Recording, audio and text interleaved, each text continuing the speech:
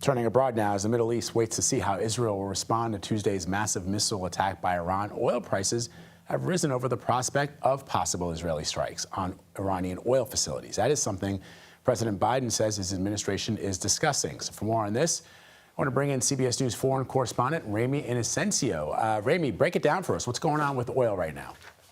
Hey, Vlad. Yeah, good to see you. Well, it's been a wild ride this week. Put it to you one way. If you were invested in oil, you'd be 9 to 10% richer right now compared to the start of this week. But that is, of course, because of war and fear that might expand across the Mideast. And we've got a chart we want to bring up for you showing you the price of Brent crude oil over the past year.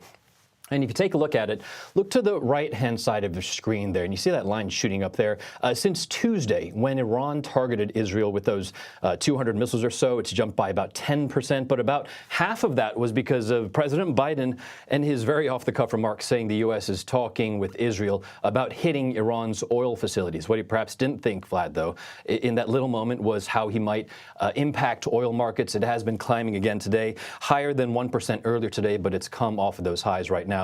We're looking, though, at the highest weekly jump in 2 years after Russia invaded Ukraine. And just to put this into context, Iran, it's the third biggest producer of oil in OPEC, pumps more than 3 million barrels of oil each day, and Citigroup estimates that a strike could take out more than a third of all the oil that it produces.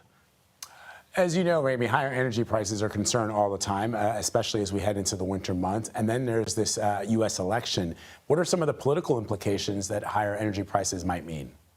Yeah, of course, Americans don't like higher energy prices, gas prices, oil prices, and most of OPEC's oil reserves, we know, are in the Mideast, which is also, as we know, one of the most volatile regions on this planet. So if higher energy prices do hit where you are, hit the U.S. as we close in on that election, that would almost certainly support former President Trump's attack line. We know he's been pushing that high inflation line under Biden-Harris, and it could hurt Vice President Kamala Harris's chances.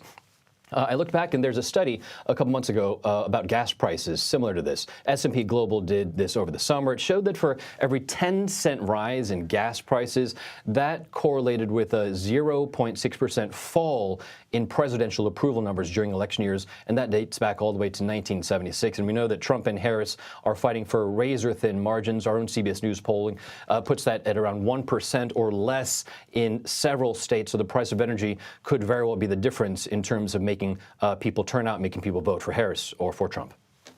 Very telling data point, Ramy. As always, my friend, thank you very much. Have a nice weekend. You bet. Take care.